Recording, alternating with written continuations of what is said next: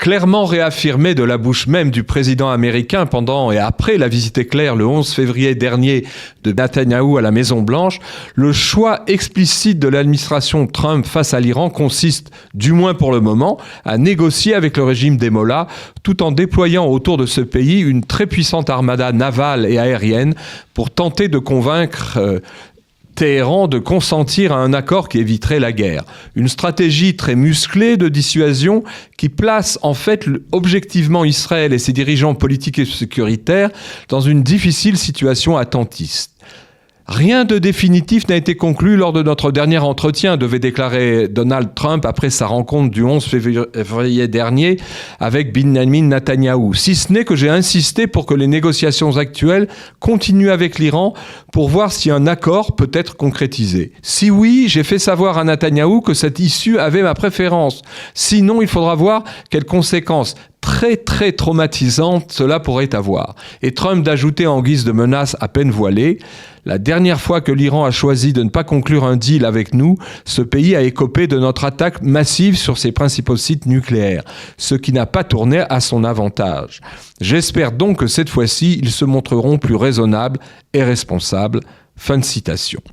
De son côté, Netanyahou était venu en visite express à Washington avec de nouvelles données toutes récentes collectées par le Mossad, les renseignements de Tsahal et leurs différents satellites pour faire part à Trump des 3 lignes rouges de l'État hébreu face à l'Iran. Tout d'abord, la cessation immédiate de tout son programme nucléaire et la remise à un tiers pays, donc hors du territoire iranien, de la demi-tonne d'uranium déjà enrichi à 60%. Le démantèlement, deuxièmement, de quelques 2500 missiles balistiques à longue portée que Téhéran aurait encore en sa possession,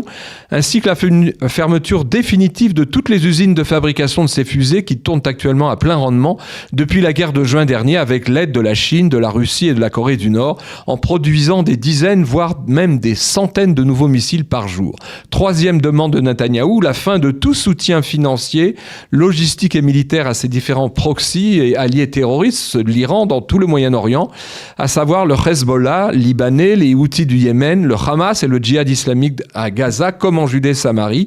ainsi que les milices chiites en Irak qui se sont tous entrés en guerre contre Israël après le 7 octobre. Le tout en faisant remarquer à l'hôte de la Maison-Blanche qu'Israël considérerait comme dangereux tout accord éventuel en trompe-l'œil qui ne tiendrait pas compte de ces lignes rouges. D'autant a encore fait remarquer Netanyahou que le leadership iranien voyou est passé maître depuis 3 décennies pour piéger les Occidentaux dans des pourparlers diplomatiques sans fin dont au demeurant il n'a jamais respecté les moindres conclusions concrètes, comme ce fut le cas après l'accord de Vienne conclu en juillet 2015 à l'initiative du président Obama, justement ensuite dénoncé par Trump en 2018 lors de son premier mandat. En fait, cette dernière rencontre Trump-Netanyahou a mis en exergue la position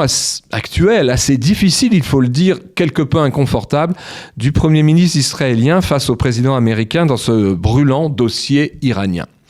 Car cette rencontre s'est avérée d'autant plus délicate qu'Israël ne souhaite en aucun cas être vu à Washington, ni au sein du Congrès, ni au Parti républicain, ni dans la population américaine, comme voulant entraîner les États-Unis dans une nouvelle et coûteuse guerre au Moyen-Orient. Ce que dénoncent d'ailleurs déjà les tenants de l'aile droite républicaine du courant MAGA, Make America Great Again.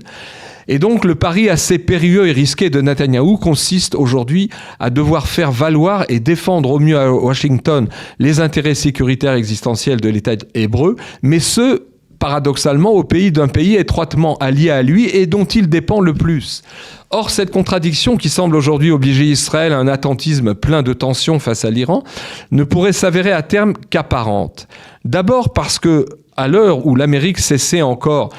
de négocier avec la dictature si usée, si brutale et si meurtrière des Mollahs contre son propre peuple,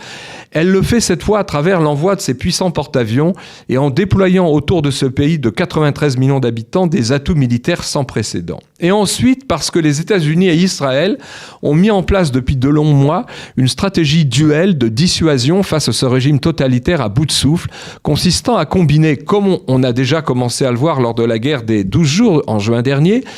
a combiné une série impressionnante d'éliminations ciblées et d'attaques très efficaces par Tsahal des hauts membres de l'établissement sécuritaire iranien, de leurs arsenaux et de leurs structures de commandement, le tout avec en parallèle une mobilisation militaire américaine sur mer et dans les airs, dotée de suffisamment de puissance de feu pour neutraliser les armes perses les plus dangereuses, tout comme les proxys pro-iraniens, avant qu'ils ne puissent agir. Car si le régime islamiste ne capitulait pas au plus tard lors des 2 prochains mois, c'est en fait cette double combinaison israélo-américaine de dissuasion anti-iranienne par des attaques en tenaille qui pourrait constituer bel et bien le nouveau scénario d'une guerre capable de faire fléchir Téhéran, voire même de chasser définitivement les mollahs du pouvoir pour le plus grand bien du peuple iranien et de toute la région. Sinon, au cas où Washington et Jérusalem ne parviendraient pas à résoudre ensemble sur le fond cette longue crise en forme d'énorme serpent de mer qui perdure depuis des décennies, il incombera donc à Israël d'agir seul pour défendre son existence face à cet Amalek des temps modernes.